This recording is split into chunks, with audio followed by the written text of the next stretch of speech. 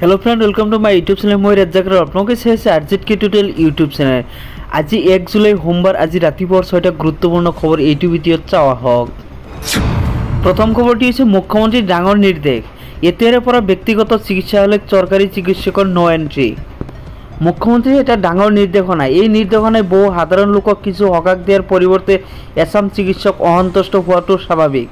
দেওবারে মুখ্যমন্ত্রী প্রদান করা নির্দেশ অনুসরি স্বাস্থ্য বিভাগে নির্দেশনা জারি করেছে যে এতিয়াৰে পৰা চৰকাৰী চিকিৎসকে কৰ্তব্যৰ সময়ত কোনো ব্যক্তিগত চিকিৎসালয়ত চিকিৎসা সেৱা প্ৰদান কৰিব নোৱাৰিব। যদিহে এনে কৰে তেন্তে কঠোৰ শাস্তিৰ মুখামুখি হ'ব এনে চিকিৎসক। মুখ্যমন্ত্ৰীৰ নিৰ্দেশৰ পাছতেই তৎকালীনভাৱে স্বাস্থ্য বিভাগে এই নিৰ্দেশনা জাৰি কৰিছে।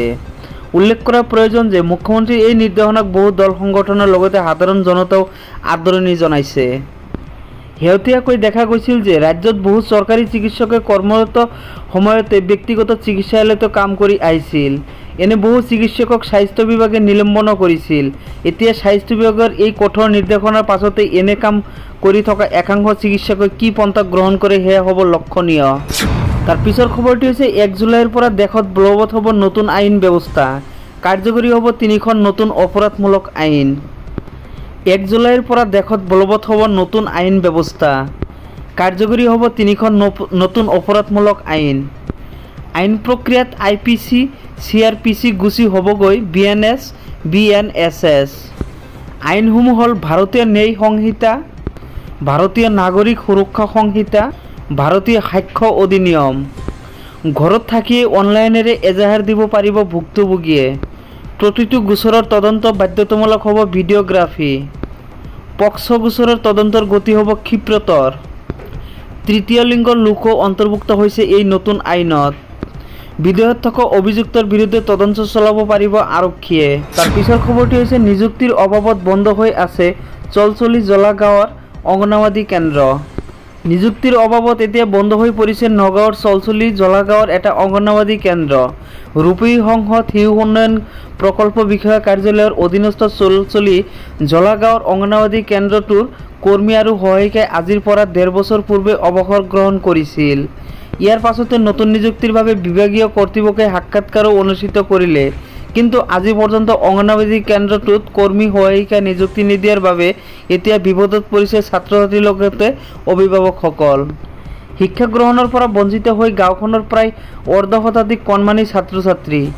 আনফালে সঠিক সময়ত বিভাগীয় কৰ্তৃপক্ষই কৰ্ম সহায়িকা নিযুক্তি নিদিয়াৰ ফলতে এতিয়া ভূত বাংলালৈ পৰিণত হৈছে অংগনবাদী কেন্দ্ৰটো। হাবিয়ে জংঘলে কেন্দ্ৰটো আৱৰি ধৰাৰ লগতে এপদ এপদকৈ সকলো সা সামগ্ৰী বিনষ্ট হৈ পৰিছে।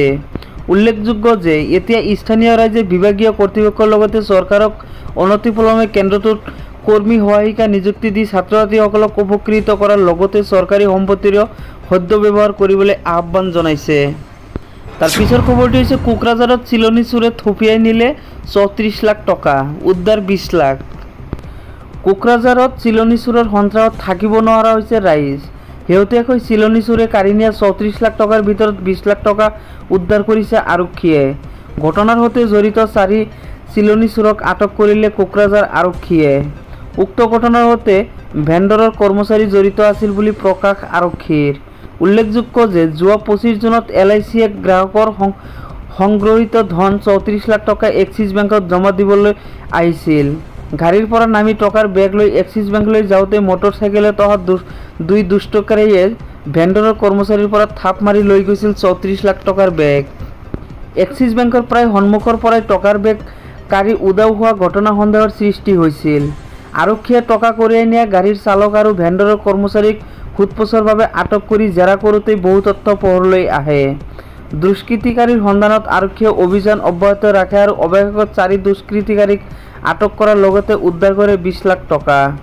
কোকৰাঝাৰৰ অতিৰিক্ত আৰক্ষী অধীক্ষক পৃথ্বীৰাজ ৰাজখোৱাই সদৰি কৰা মতে ঘটনাৰ সৈতে আৰু কেইবাজনো জড়িত আছে।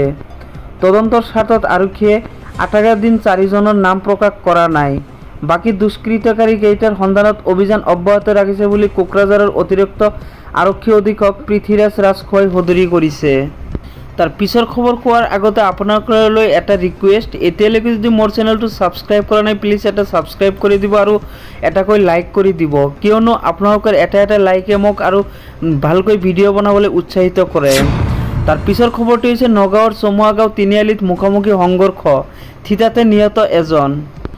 নগাঁও জিলাৰ জাজৰি আৰক্ষী থানাৰ অন্তৰ্গত চমুৱাগাঁও তিনিআলিত আজি বিয়লি দুখন চাৰিচকীয়া বাহনৰ মুখামুখি সংঘৰ্ষত এজন লোক থিতাতে নিহত হোৱাৰ লগতে 5জনকৈ লোক গুৰুতৰভাৱে আহত হয়। জানিব পৰা মতে নগাঁও অভিমুখে গৈ থকা AS0RC 9855 নম্বৰৰ আৰ্টিকা বাহন আৰু মৰিগাঁও অভিমুখে AS02DC 5721 নম্বৰৰ মেজিক ভানৰ মাজত হোৱা মুখামুখি সংঘৰ্ষত মৰিগাঁও ভুৰাগাঁৱৰ তাপস ৰয় থিতাতে নিহত হোৱাৰ লগতে অমৰজিৎ গগৈ, নয়নমণি গগৈ, ৰেকিব হুছেইন, সুলেমা খাতুন, তপন ৰয় গুৰুতৰভাৱে আহত হয়। ঘটনাৰ কিছু সময়ৰ পিছতে জাজৰি আৰক্ষী থানা ঘটনাস্থলীত উপস্থিত হৈ মৃত তাপস ৰয়ৰ মৰণোত্তৰ পৰীক্ষা আৰু আহতসকলৰ চিকিৎসাৰ বাবে নগাঁও অসামৰিক চিকিৎসালয় প্ৰেৰণ কৰে। স্থানীয় লোকৰ ভাষ্য অনুসৰি আজি কিছুদিনৰ পৰাই এই ঠাইখনত প্ৰায়ে দুৰ্ঘটনা সংঘটিত হৈ আহিছে যদিও স্থানীয় জনতাই এই ঠাইখনত গতিৰোধক দিবৰ বাবে বাৰম্বাৰ বিভাগীয় কৰ্তৃপক্ষক জনোৱাৰ পিছতো কোনো ধৰণৰ কাণসাৰ নিদিয়াৰ ফলতে এনেধৰণৰ দুৰ্ঘটনা সঘনাই ঘটিব ধৰিছে। তাৰ পিছৰ খবৰটি হৈছে টকাৰ বৰষুণ, টিম ইণ্ডিয়ালৈ 125 কোটি টকা। T20 বিশ্বকাপ 2024ৰ খিতাপ দখল কৰাৰ পাছতে এতিয়া ৰোহিত বাহিনীৰ ওপৰত টকাৰ বৰষুণ পৰিছে। শেহতীয়াকৈ BCCIয়ে টিম ইণ্ডিয়াক 125 কোটি টকাৰ ধনৰাশি পুৰস্কাৰ হিচাপে দিয়াৰ কথা ঘোষণা কৰিছে। শেহতীয়াকৈ BCCIৰ অধ্যক্ষ জয় শাহে টুইটযোগে এই পুৰস্কাৰৰ কথা ঘোষণা কৰিছে।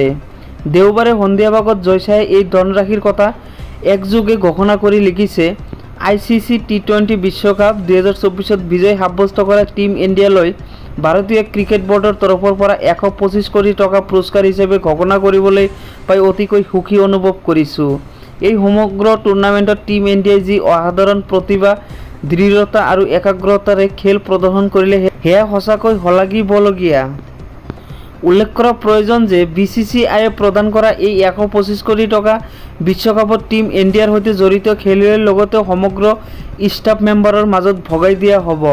ইয়াৰ পূৰ্বে 2007 চনত মহেন্দ্ৰ সিং ধোনীৰ নেতৃত্বত T20 বিশ্বকাপৰ খিতাপ দখল কৰোঁতে BCCIয়ে এনেধৰণে ধনৰাশি পুৰস্কাৰ হিচাপে ঘোষণা কৰিছিল।